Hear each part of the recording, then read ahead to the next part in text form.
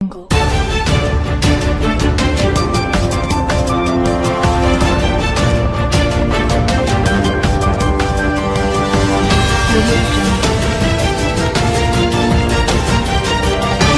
वक्फ संशोधन बिल पर जेडीयू का स्टैंड मुस्लिम नेताओं को नागवार लगा है।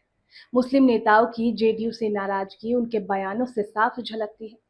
दो नेताओं ने तो पार्टी से इस्तीफा तक दे दिया। मुस्लिम नेताओं के जिस तरह के बयान आ रहे हैं उससे लगता है कि आरजेडी का मोहत्याग जिस तरह मुसलमान जेडीयू के साथ जुड़े थे, अब उसी तरह वे जेडीयू छोड़ वक्फ बिल विरोधी पार्टियों का रुख करेंगे। सच तो ये है दोस्तों कि मुसलमान तब से ही नीतीश कुमार से खार खाए हुए हैं, जब महागठबंधन छोड़ वो 2017 में भाजपा के शरणागत हो गए थे। इसके बावजूद जेडीयू ने 2019 के लोकसभा चुनाव में हिस्से में मिली 17 सीटों में 16 सीटें जीत ली। 2020 के विधानसभा चुनाव में भी मुसलमान नीतीश कुमार से दूर ही रहे, तभी तो जेडीयू का एक भी मुस्लिम कैंडिडेट नहीं जीत पाया। इसके साथ ये भी सच है कि आरजेडी को भी इसका कुछ ज्यादा फायदा नहीं मिला।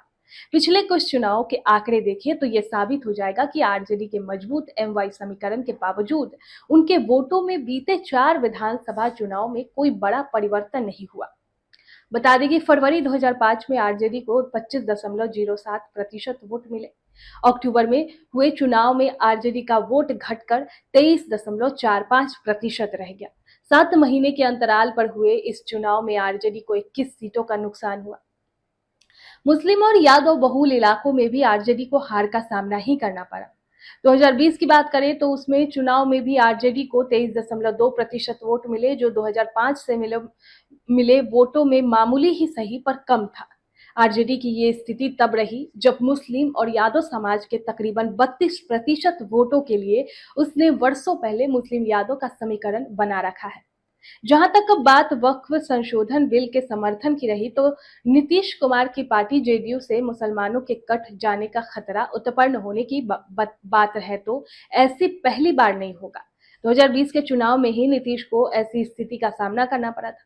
जेडीयू ने विधानसभा चुनाव में 11 मुस्लिम कैंडिडेट उतारे और सबके सब हार गए, यानी मुसलमानों ने उन्हें वोट नहीं किया। तो आखिरकार मंत्रिमंडल में मुस्लिम कांटे की भरपाई के लिए जेडीयू ने लोजपा के टिकट पर जीते एकमात्र विधायक जमा खान को अपने पाले में करना पड़ा। भाजपा के साथ नीतीश कुमार ने सिर्फ कंफर्टेबल फील नहीं किया, बल्कि उनके वोटों में भी फायदा हुआ है। भाजपा समर्थन नापसंदी के बावजूद उन्हें इसलिए वोट करते हैं कि एनडीए की सरकार बनानी है। ये बात अब जेडीयू के नेता भी दूसरे अंदाज में कहते हैं।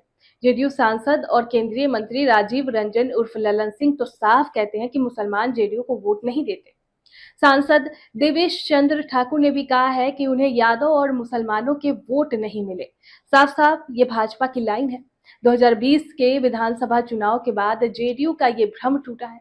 वक्फ बिल के बहाने एआईएमआईएम के अजदुद्दीन ओवैसी और जनसुराज के प्रशांत किशोर ने भी मुसलमानों में पैठ बनाने की कोशिश की है। ऐसे में जरूरी नहीं है कि मुस्लिम वोट एक तरफा आरजेडी या महागठबंधन की पार्टियों को ही मिले।